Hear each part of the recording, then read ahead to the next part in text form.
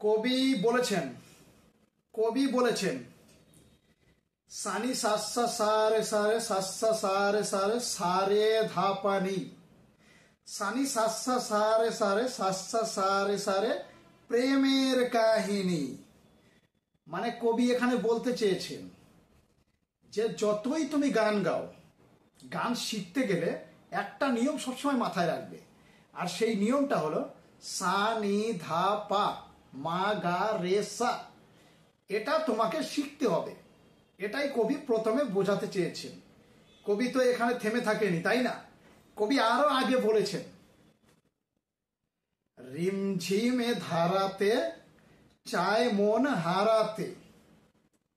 জানি না কবির কি মনে হলো। কবি গান শেখাতে শেখাতে ফটাস করে চলে গেল যে রিমঝিমে ধারাতে চায় মন হারাতে। তো রিমঝিমটা যে কি সেটা এখনো বুঝতে পারলাম না।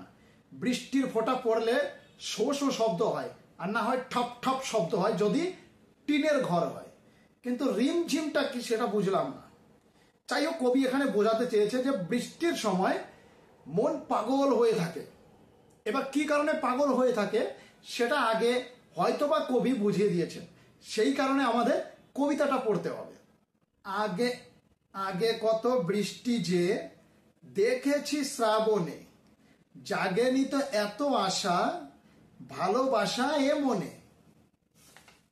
মানে কবি এটাই বোঝাতে চেয়েছিলেন, আমি এটাই বলতে চাচ্ছি যে কবি এটাই বোঝাতে চেয়েছে যে আগে কবি অনেক বৃষ্টি দেখেছে, সে ছোটবেলায় হোক যখনই হোক অনেক বৃষ্টি দেখেছে, তখন কবির মনে এরকম ধরনের প্রেম জাগেনি। কিন্তু এখন কবির বৃষ্টি দেখলেই প্রেম জাগছে, মানে এরকম একটা অবস্থা, তার মনে প্রেমের বন্যা বয়ে যাচ্ছে। এটাই কবি বোঝাতে চেয়েছে। শ্রাবণের বুকে প্রেম কবিতা যে লিখে যায়, হৃদয়ের মরুপথে জল ছবি এঁকে যায়। কবি যে কি বলছে কি না বলছে, মানে কার সাথে যে কি মেলাচ্ছে সেটা বোঝা যাচ্ছে না। শ্রাবণের বুকে প্রেম কবিতা যে লিখে যায়, মানে বৃষ্টির মাঝেও প্রেম কবিতা লিখে যাচ্ছে, এরকম একটা অবস্থা। মানে মনে প্রেমের আগুন জ্বলছে কবির, এরকম একটা অবস্থা। শ্রাবণের বুকে প্রেম কবিতা যে লিখে যায়, হৃদয়ের মরুপথে জল ছবি এঁকে যায়। হৃদয়ের মরুপথ, হৃদয় মানে মন, আর মরু মনে হচ্ছে যে মরুভূমি।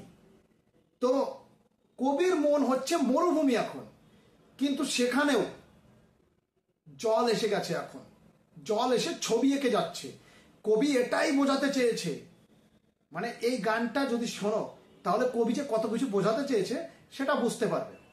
তো এরকম আরো কবিতার সারাংশ জানার জন্য আমার সাথে থাকো।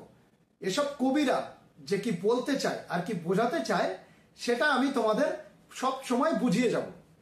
তো সেই কারণে ভিডিওটা লাইক দিয়ে কমেন্ট দিয়ে শেয়ার করো। আর সব থেকে বড় কথা, যদি ইউটিউবে দেখে থাকো আমার ভিডিওটা, যদি ইউটিউবে দেখে থাকো তবে সাবস্ক্রাইব করে দাও লাইক বাটনের চিপ দিয়ে।